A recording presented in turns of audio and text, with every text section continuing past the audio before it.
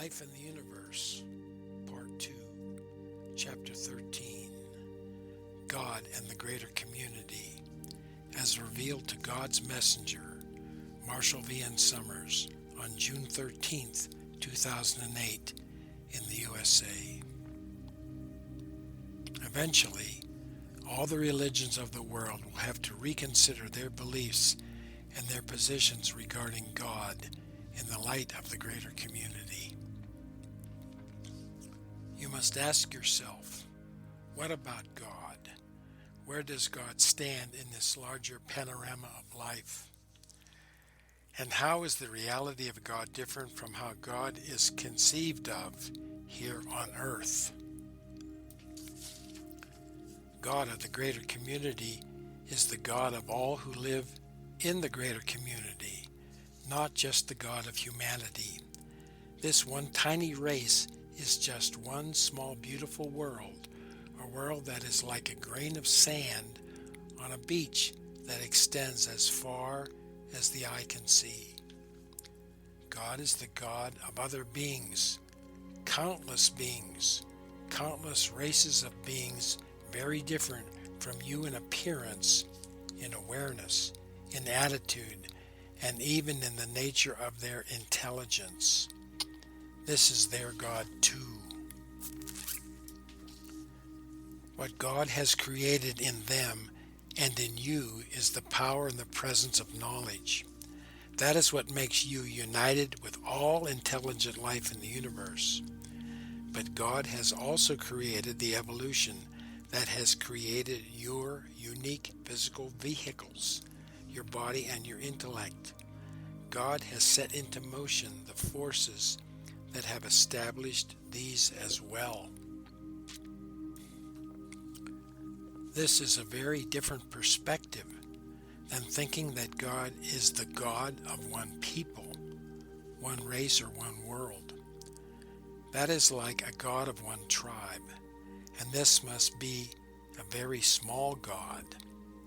If you can imagine God in the entire greater community, the author of life everywhere, then you have to reconsider your ideas about God. Eventually, all religions of the world will have to reconsider their beliefs and positions regarding God in the light of the greater community. This is one of the reasons that religions do not deal with this subject or have been very reluctant regarding it, for it will prove that their assumptions are incomplete or in many cases incorrect. This will require a complete revision of their beliefs and ideology. To think of God as preoccupied with human beings, that God has a plan of salvation just for human beings without including the rest of the universe, must be extremely incomplete. Here, your ideas and notions of salvation may prove to be utterly incorrect. If God is the author of all these other races, then where does humanity stand? People imagine God based upon their own sense of identity, a God in their image, either a God that has the physical presence of a human being, or at the least, a God that thinks along human lines, a God that has human values, human reason, human aspirations, human judgments. A God like you, only much more powerful. Yet if God is the God of all these others, then how can one say that God thinks the way people think, that God has the values that people value, or that God operates according to principles that people consider to be essential? Here, your whole notion of God becomes challenged and must be deeply reconsidered. In earlier times, and even in the minds of many people today, there is only God, humanity, and the world, as if the rest of the universe were just scenery for this great drama happening here on earth, and that everything is about humanity and God and this world, about heaven and hell for humanity and this world. But in the greater community, none of this can be sustained. Where does humanity stand in relation to the other nations, other civilizations, in the estimation of God? Is humanity still important in the universe? Or is humanity just one of the countless races that have emerged through the process of evolution in the vast and seemingly impersonal universe? God of the greater community cannot be preoccupied with one race alone. God of the universe cannot manage the affairs or the events of one race alone. To presume that God is governing events in the world is to think of humanity living in isolation. God is too intelligent to have to manage all of your affairs and events. That is why the process of evolution has been set in motion. That is why the laws of nature were set in motion. That is why the entire process of life in the physical reality, as you are now learning to discern it, has been set in motion so that God does not have to manage everything. The events of your life are either the outcome of the intentions of you or someone else, or simply random motions. God is like the great attraction calling everyone to return. God has placed knowledge within all sentient life, which provides a unique plan of fulfillment and redemption for each specific race according to their nature and circumstances. There is a plan of salvation for every race, and each is slightly different, even though the great attraction to God is the same. The plan of salvation must be beyond human estimation if it is to have such a universal application. Said in the simplest manner, it is that the separated are reclaimed through knowledge, and knowledge leads them to fulfill their lives through contribution to others and to the resolution of conflict. You see, this is a very simple definition, but what does it really mean? How is it really portrayed? How can this be experienced in life? It is completely translatable, of course, from one person to another, from one nation to another, from one world to another. But it requires a very deep well of experience to really understand what this means. You cannot stand at the surface and know what is occurring at the depths. Your God is the God of the greater community, the God of not only the physical universe, but universes in other dimensions. Even here, all of this physical manifestation is but one part of creation. How could anyone's theories or philosophy account for this? Surely, any attempt to illustrate what heaven would be like would appear to be extremely childish, even comical, given the scope of God's creation. And what would a heavenly state be like for sentient beings from other worlds? If you all return to the same reality, what kind of reality would it be? It would not be a human reality unless you think the universe is populated by human beings or beings that are human-like. And that is surely not the case. So what would a heavenly state be like if it is not based upon human values, human images, and human aspirations. This is why the reality of the greater community will require all of Earth's religions to reevaluate their positions and to greatly modify their ideologies. You are moving into a much larger context. In a larger context, the meaning of things changes and expands, and many of your former ideas prove to be greatly inadequate.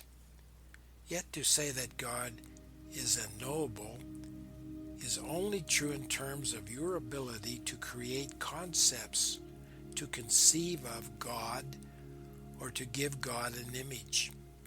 But God's will is knowable in your life, and that is the meaning of knowledge within you. God's creation in its entirety is not knowable, but your connection to it is. Here again is the difference between the meaning of the essence and the manifestations of form. If God can be worshipped in trillions of different ways, and they are all appropriate, how can you say on earth that your path to God is the only way? Since God has initiated all of the world's great religions, how can any of them proclaim preeminence over the others, proclaiming that they are the one true path to God? Even within your own world, this becomes untenable, extreme, and arrogant. The God of the greater community requires a deep resonance, and this resonance happens at the level of knowledge. Resonance is not the same as understanding, intellectual understanding. It is more of a deep experience of affinity, of relationship, of being related. No one's intellect in the world, and no one's intellect even in the greater community, can encompass the meaning of this. But the experience is available, and it is there.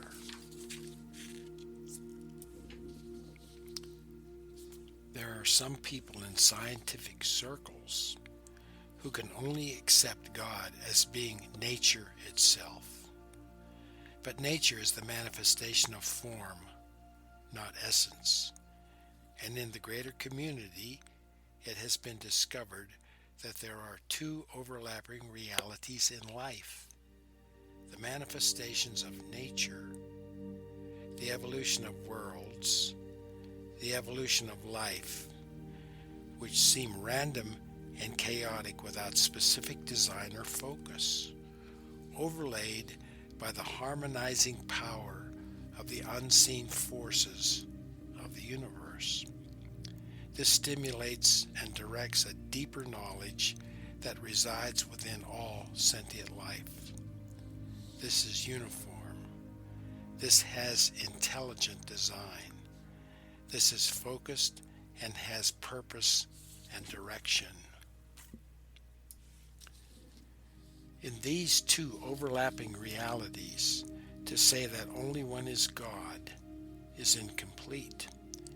If you only say that the world of spirit is God, then what about the physical universe? Some religions refer to it as only an illusion, something that is impermanent, that is passing, and that once you gain a higher level of consciousness, you do not need to exist in this physical reality. It is like a great phantom that is sustained by all who believe in it and participate in it. But even this is not complete, because God has created and set into motion the geologic forces and the evolution of forces of nature. It is part of God's creation. It may be changeable and ultimately temporary, but it is still part of God's creation. You cannot ignore it or deny it without putting yourself in great jeopardy or peril, and without losing your sense of responsibility to serve this reality. To call God nature is only one side of the coin. It is only one part of the reality. This is difficult because nature does seem to be random. It does not seem to have any specific purpose. Even though life forms tend to evolve into greater life forms of complexity, nature does not seem to have any discernible purpose. It just exists. God without a purpose is something that people cannot relate to because people need purpose. They need a purpose they can share with God in order to have a relationship with God. You can just exist, and God can just exist, but relationships demonstrate purpose, particularly when you are living in a world of change where the meaning and the purpose of what you do in life really does matter. Therefore, the theology of the greater community brings together a complete understanding. It is not a rejection of the life of spirit, and it is not a rejection of the life of the world, the physical or the mundane. It does not reject the evolution of worlds or the evolution of life, and it does not reject a higher power and a greater creation that are beyond the physical realm. It sees unity in this duality. The picture is complete, for you yourself have a dual nature. You have a nature as a physical creature living in the world, living within the laws of nature and facing the consequences of violating the laws of nature, subject to your environment and your environmental conditions and the need for food, water, shelter, security, and companionship. It also acknowledges that you are a spiritual being, that you function at a higher level and have deeper connections and ultimately a connection to God.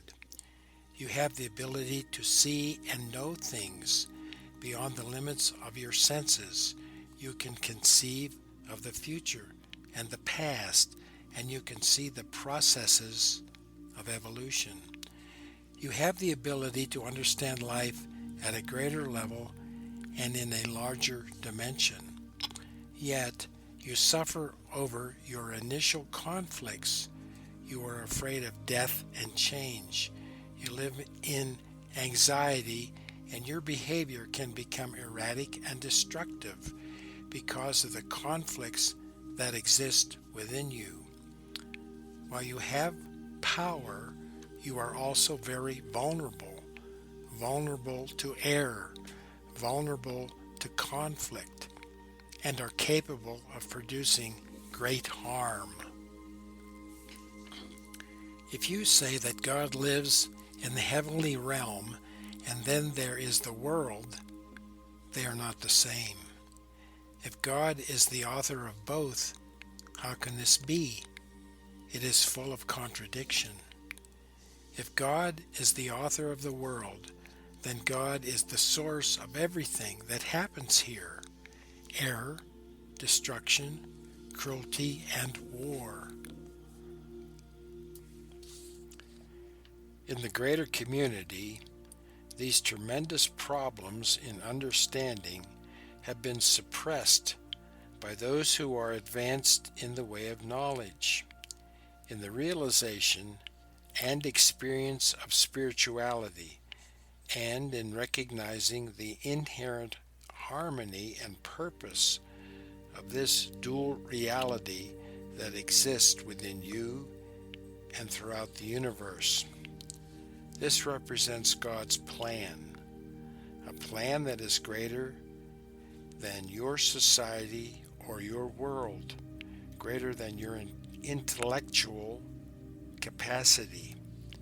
It is arrogant and foolish to assume that you can know God's plan even for your own race. Here, there is no arrogance and there is no superstition. Here, there is no trying to triumph over others by proclaiming that your path to God is the ultimate and is the only true path. No one with a greater community awareness could say such a thing. To return to God through the reclamation of knowledge can be practiced in trillions of ways. How can you say that your way is the way? Even on earth, there is no one way, for God has created different traditions so that everyone would have a way, so that everyone could utilize a pathway that was shared by other people. Yet religion in the hands of people becomes something else. It becomes an institution. It becomes a set of rules.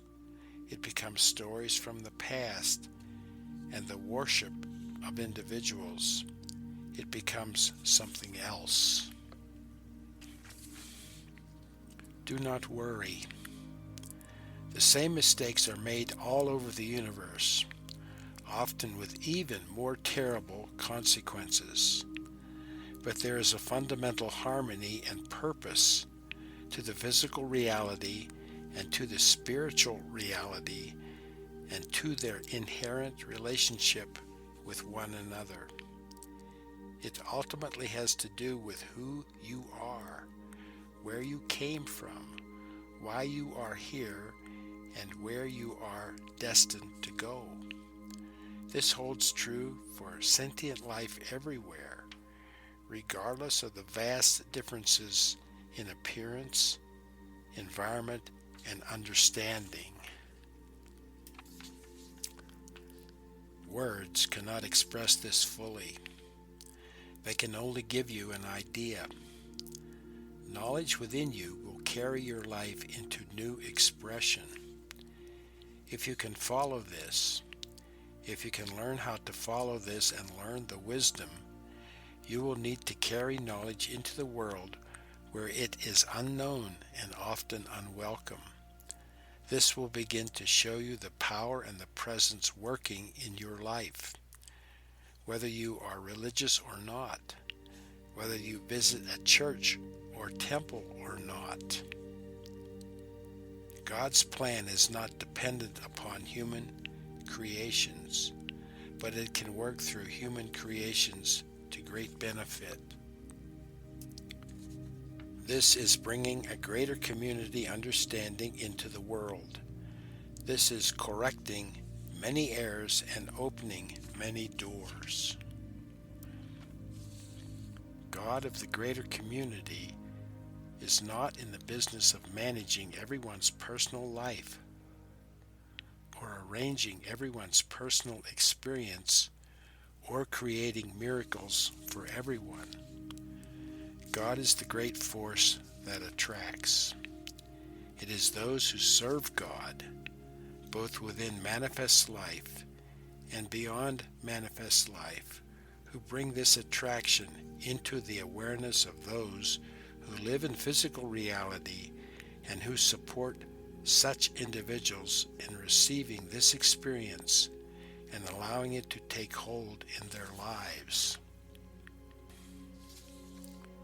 It is a plan so vast, so inclusive, and so complex that even to try to understand it is a futile exercise. It is more important that you learn the way of knowledge and begin to follow knowledge than to try to create a concept of how God is working in the physical universe.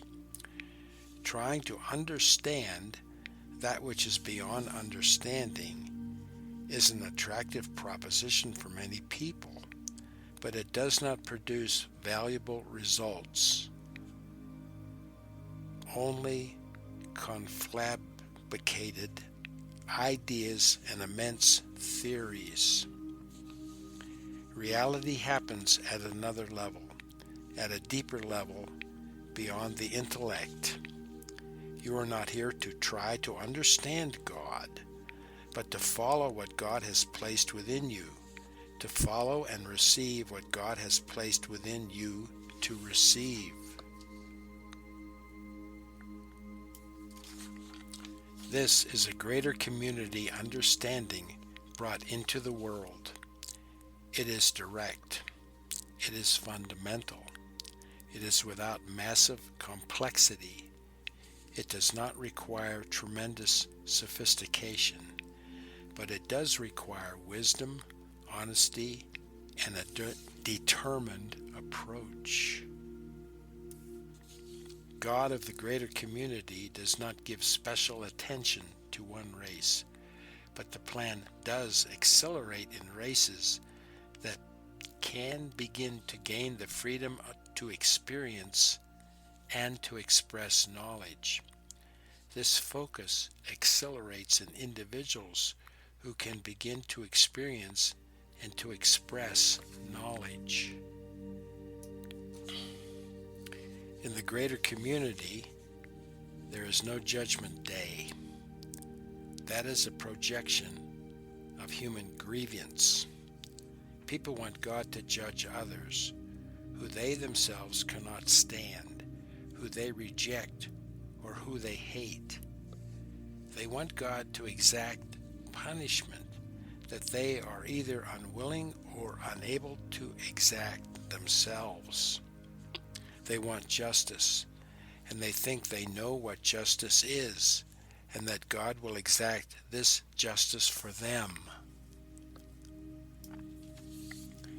If you do not discover knowledge and follow knowledge, you are stuck in the physical reality, a reality that is essentially difficult to function within, a reality that is extremely problematic, where suffering is inevitable.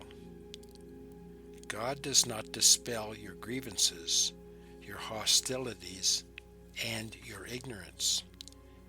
You have to respond to what God has placed within you. You have to follow it. You have to honor it. You have to stay within it and express what it gives you to express, and learn how to do this in a complex, conflicted, worldly environment. There is no creation story. There is no final culmination to all experience that you can conceive of. So what then is religion without a creation story, without a final culminating experience, and without a judgment day? Clearly, if religion is to be of service to its peoples, it must have a deeper foundation. It cannot be a story or a threat. In the greater community, much of this is set aside amongst advanced nations and advanced individuals. No matter what traditions they have come out of, no matter what patterns of thinking they use, ultimately, they come to the realization that there is a deeper intelligence within them that they must respond to, that they must discern from the other powers around them and even within them, and they must follow this and express what it gives them to express. This is the essence of spirituality. This is the essence of spiritual practice. This is the absolute core. This is the pearl. Humanity has not yet developed the self-confidence to practice this on any significant scale. But the opportunity is still there. It is founded on the individual. The wisdom necessary to approach this knowledge, to experience it, to discern it, and to express it is something that humanity has gained. Now there is wisdom from the greater community being brought into the world as part of the new message for humanity. This wisdom is very important, or you will misconstrue what is being presented here. You will make serious errors, and you will not find what you're looking for. Thinking that you are following a deeper knowledge, you will make critical mistakes. This wisdom is important. Much wisdom has been created, established, and learned in the greater community, in civilizations far older than your own. To bring wisdom from the greater community into the world is of immense value then.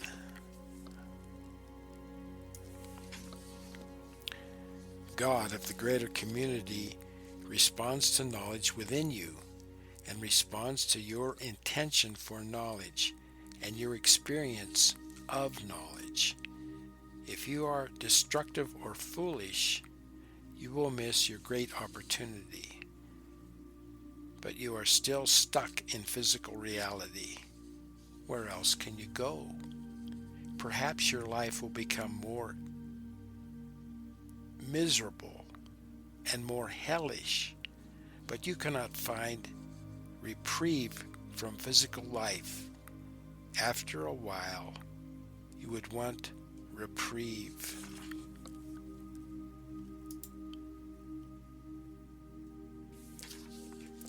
That is why physical immortality would be like hell itself. For hell is not a terrible place. Hell is a beautiful place where you can never be happy. If hell were a terrible place, you would want to escape it immediately. But if hell were a beautiful place, then you would be ambivalent about leaving it. It attracts you. It seduces you. It gives you hope and encouragement, and yet limits you. It hurts you. It deprives you. And it disappoints you. Hell is a beautiful place where you can never be happy. This is what keeps people from returning to their source, trying to find happiness where happiness cannot be found, trying to find meaning where meaning cannot be found, trying to make separation work, trying to make separation fulfilling, trying to fulfill their ambition for separation and their desire for separation. People gain wealth and power and are still unhappy. People achieve their goals and they are still unhappy. People have all manner of pleasure and advantages and they are still unhappy. You know this. It is evident all around you, and yet everyone is still clamoring for the same wealth, beauty, and advantages, knowing that it does not really make a difference. It only traps you more in a set of circumstances where you cannot find the source of your fulfillment or inner guidance. God in the greater community is a great attraction. God is not the parental or tyrannical role that is imagined so much in your world and in so many other worlds as well. There is something subtle and deeper within the person, something beyond the grasp of the intellect, yet something that can be immediately available. A power, a presence, a movement, a motivation.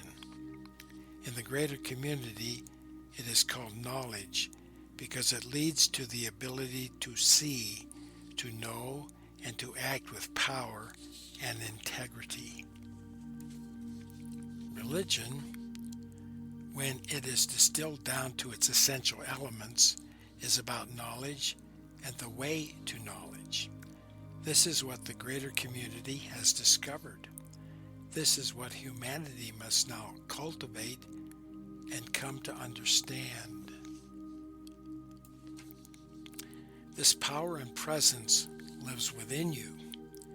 It is within others in the greater community. It is almost beyond the reach of the vast majority of beings living in highly technological or repressive societies, but it is still there nonetheless. The movement for liberation in the universe is the sharing of knowledge, the awareness of knowledge, the experience of knowledge, and the wisdom that must attend the reclamation and expression of knowledge. This is the great liberation movement in the universe that is going on everywhere, supported by advanced individuals in free nations, assisted by the unseen powers in the universe, and ultimately directed and focused by the will, the power, and the attraction of God. You can experience this without ever having a belief in God, without ever even thinking about God. Eventually, you will think about God because knowledge will stimulate this awareness. Yet you do not have to have a belief in God or belong to a religion to begin to focus on the reality of the power and the purpose of knowledge. There are many societies in the universe where there are no religions, so religion cannot be a prerequisite. If religion is really focused upon knowledge, it is extremely important in creating a pathway. But there are many worlds where religion does not exist beyond the worship of the state and the leadership of the state. The meaning of this for humanity is immense. What will end war? It is adaptation to your circumstances, and it is the way of knowledge. What will prepare you for the greater community? It is your adaptation to your circumstances, which are now changing, and it is the way of knowledge. What will give you strength, clarity, and assurance of freedom in the universe? It is human unity, self-sufficiency, discretion, and knowledge. That is why your focus on these things must not simply be out of a voyeuristic curiosity, but out of a deeper need within yourself. For you are connected to the greater community, and that is why you are reading and studying these teachings. This is not an idle curiosity. It represents a deep connection